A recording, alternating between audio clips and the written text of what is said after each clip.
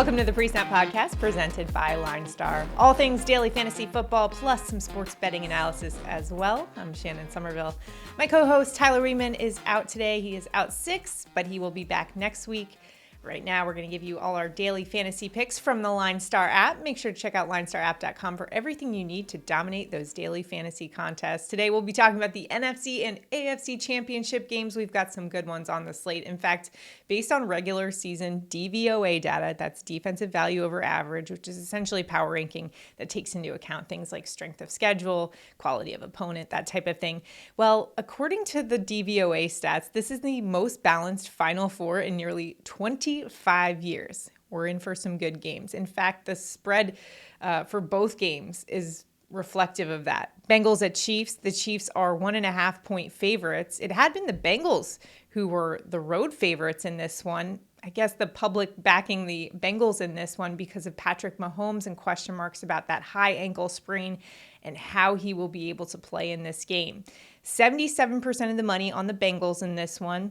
And then the 49ers at the Eagles. Eagles 2.5 point favorites at home in Philadelphia in this one with 79% of the money backing the Eagles in this one. So perhaps the public a little bit scared away from Brock Purdy, the rookie quarterback, going into a hostile environment in Philadelphia to be able to pull off that win.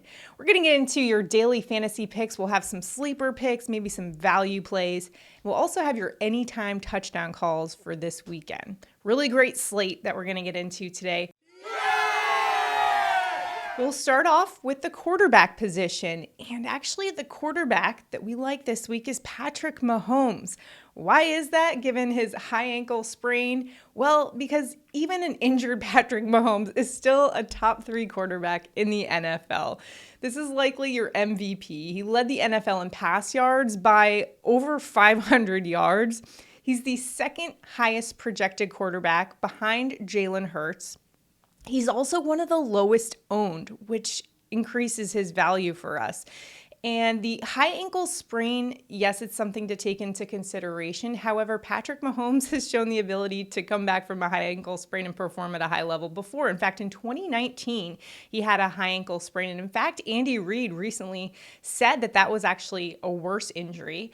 Well, after that season opener where he suffered that ankle sprain, the next week he faced the Las Vegas Raiders and he put up 443 passing yards and 4 passing touchdowns. So it is unwise to underestimate Patrick Mahomes, even an injured Patrick Mahomes. Last year's AFC Championship game, he had 275 yards, 3 touchdowns. He has a tougher matchup. The Cincinnati Bengals have been his kryptonite. He's 0-3 against them. Their pass defense ranks 12th, and they were really good. We saw it last week. Lou Anarumo, the Bengals defensive coordinator, was really tough against Josh Allen. However, this is Patrick Mahomes we're talking about. He's the likely MVP candidate, and given his ownership levels right now that are projected to be very low, this is a great leverage play as well. So maybe consider Patrick Mahomes for your quarterback for daily fantasy. Moving on to the running back position, Christian McCaffrey is another player who's dealing with a bit of an injury. He is dealing with a calf injury. However, he's going to be good to go on Sunday, so something to take note of. However, we don't want to overestimate some of these injuries going into the game because these are players that have a high talent level that are fully capable of breaking the slate, especially Christian McCaffrey, who's got actually a favorable matchup. I know that Philadelphia Eagles defense is good, but don't shy away from it because of that. CMC is going to probably be the highest owned running back for sure. He is our highest projected player on the LineStar app for DraftKings. He's averaging 109 rushing total yards per game, and he has accounted for a touchdown in 10 of the last 12 games. That coincides with when he became a starter for the San Francisco 49ers, and he's been unbelievable. He's a touchdown machine, which is great for fantasy purposes, and he's been a fantasy MVP all season long. Probably won you guys some fantasy leagues for the season-long fantasy leagues. Philadelphia ranks 21st in rush defense DVOA. When have teams had success against the Eagles? When they've run the ball and controlled the clock a little bit to keep the ball away from Jalen Hurts, which I think will be the game plan for the 49ers, especially with a rookie quarterback going into a hostile environment. They're going to want to get that run game going early. So I expect CMC to carry the load here early. The Philadelphia Eagles rank 24th in pass defense DVOA versus running backs as well. So not only are they a little susceptible to the run game, but Christian McCaffrey, as we know, is a great pass-catching running back who can do a lot of damage in the receiving game. The 49ers, this just goes to show you how much he means to the San Francisco 49ers offense. They have not lost a game since he became the starter, and only once during their 12-game win streak have they failed to surpass 100 yards rushing. I know this is a tough Eagles defense. However, Christian McCaffrey is just an unbelievable player, superhuman strength, and I expect him to channel that this weekend as they look to get a ticket to the Super Bowl. So CMC, a nice option for you in daily fantasy. Some lower-owned running backs, I know that that's kind of a chalk play. We've also got Kansas City Chiefs running back Isaiah Pacheco, who's looked unbelievable. The rookie led the Chiefs in carries last week. He had 95 rush yards, averaging 73 rush yards per game over the last 10. He's been incredible, and he is a tough running back. And he averaged 11.62 FanDuel points over the last 3 games. With Mahomes' ankle injury, you might expect the Chiefs to lean on that run game a little more, and they've had a lot of success when they've been able to balance the run game with the passing game, which is what they'll try to do. The Cincinnati defense is very good against the run. Lou Anarumo, great defensive coordinator, great defensive mind who can make really good adjustments. But Isaiah Pacheco has been really coming on and could provide you some value, especially given his low ownership status right now. The other running back to maybe take note of is the Eagles running back Kenneth Gainwell, who had a great game last week against the Giants. He had 112 rushing yards and a touchdown last week.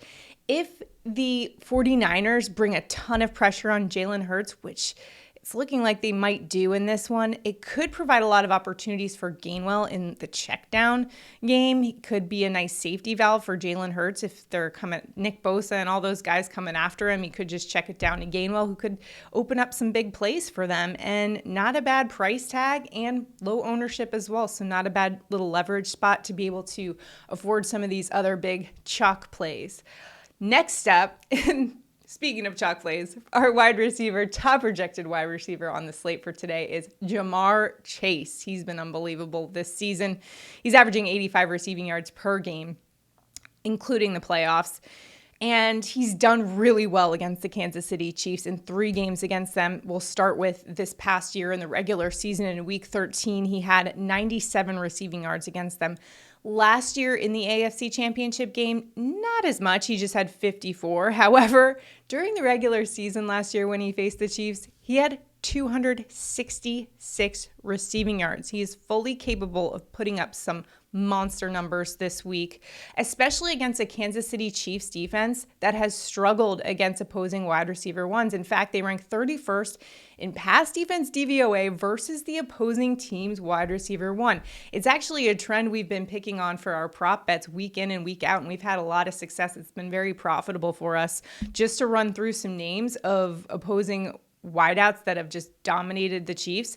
We had Mike Williams go 113 receiving yards. Michael Pittman had 72. Mike Evans, 103. Devontae Adams, 124. Stephon Diggs, 148. Christian Kirk, 105. That was regular season game.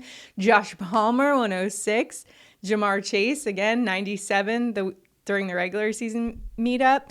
And Jerry Jeudy had 73. DK Metcalf, 81. Zay Jones, 83. You get the point here. Ja'Marr Chase could absolutely have a monster game against the Chiefs this week. So he'll be high owned. He'll be having a hefty price tag, but absolutely capable of breaking the slate for sure. Some other wide receivers. Another chalk play, but I really like AJ Brown this week. He's probably going to cost you a lot of money, but this is another matchup we've seen. The 49ers, a lot of wide receivers get to them in the deep ball game. We saw DK Metcalf, CeeDee Lamb, both had over 100 receiving yards against the 49ers. So look for the Eagles to exploit that, especially since we know the 49ers have a great run defense.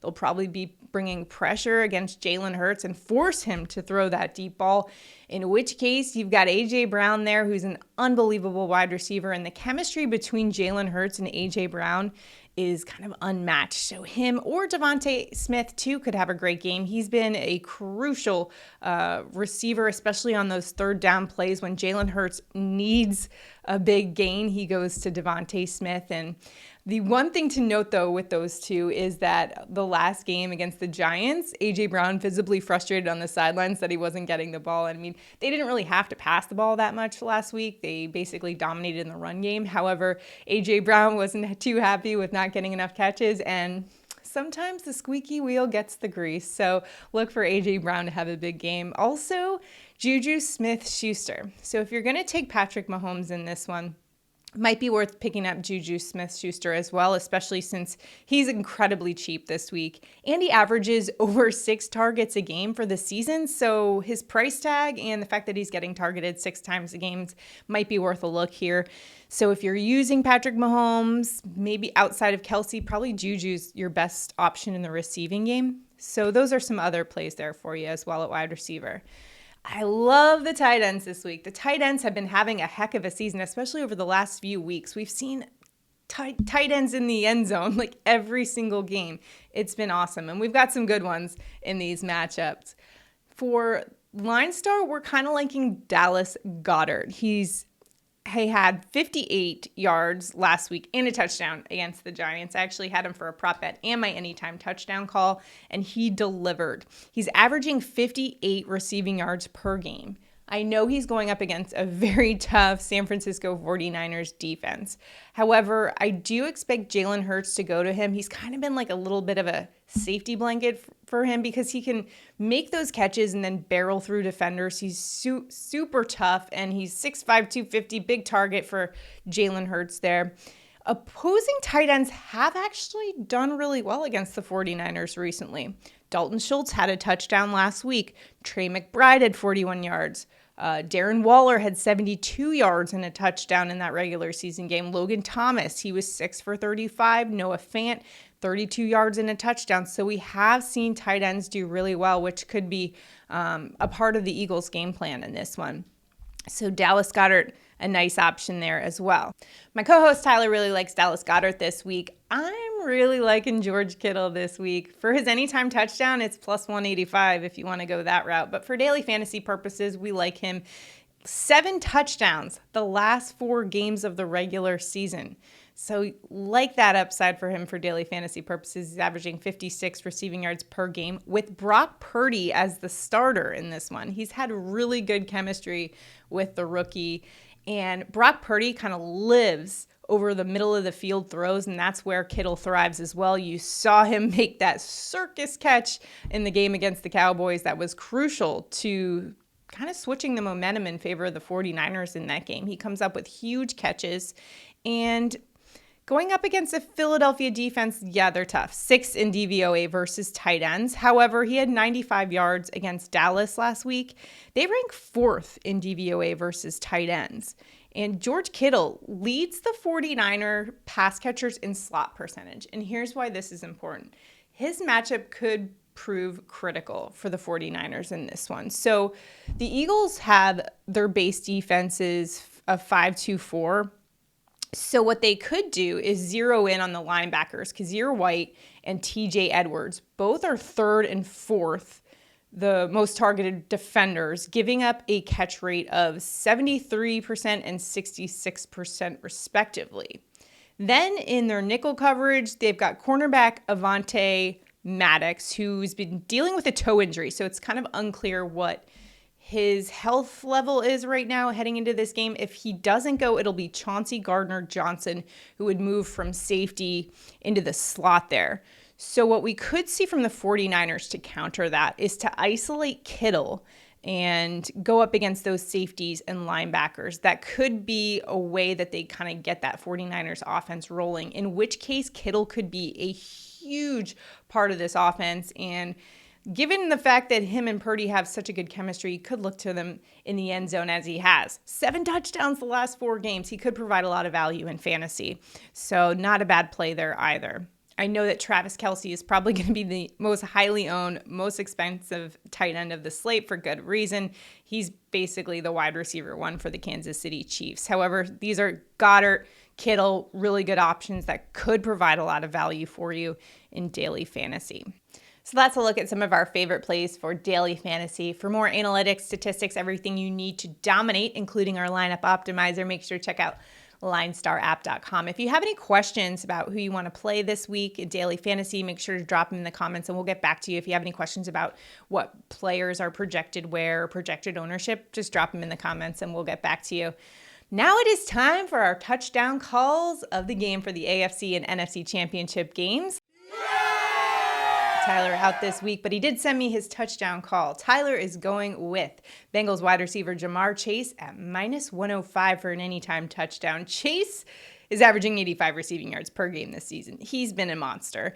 And he's had 11 touchdowns on the year. That includes 2 touchdowns in the playoffs. And he's got a very favorable matchup going up against this Kansas City Chiefs defense that we've been picking on all season long for our prop bets because wide receiver 1s have dominated them. They rank 31st in pass defense DVOA versus opposing teams' wide receiver 1s. We've seen it week in and week out. Also, Chase has had a lot of success against the Chiefs in the 3 games that they faced, and most recently, he had over 95 receiving yards against them in week 13 of the regular season. So look for Ja'Marr Chase for a big game and a touchdown for Tyler. For my anytime touchdown, I'm going with Bengals tight end Hayden Hurst at +320. I like this price tag for him. He had 59 yards and a touchdown last week versus a great Buffalo defense. He also had 45 receiving yards against Baltimore the week prior in the playoffs. Both of those teams, they rank top 10 in pass DVOA versus tight ends. This week going up against the Kansas City Chiefs, who rank 19th in pass defense DVOA versus opposing tight ends. Hayden Hurst has that size, speed combo, great pass catching instincts, and he's also very versatile. The Bengals like to use him in a lot of different formations, as they will this week, going up against a Kansas City Chiefs defense that has allowed 9 touchdowns during the regular season to tight ends. That is the 6th most in the NFL. Take Hayden Hurst for an anytime touchdown at that +320 price tag. That's going to do it for us on the PreSnap Podcast today with all your daily fantasy analytics and statistics. Make sure to check out linestarapp.com. Good luck to you in all your sports betting endeavors this week for championship weekend. That's going to do it for us. We'll see you next time.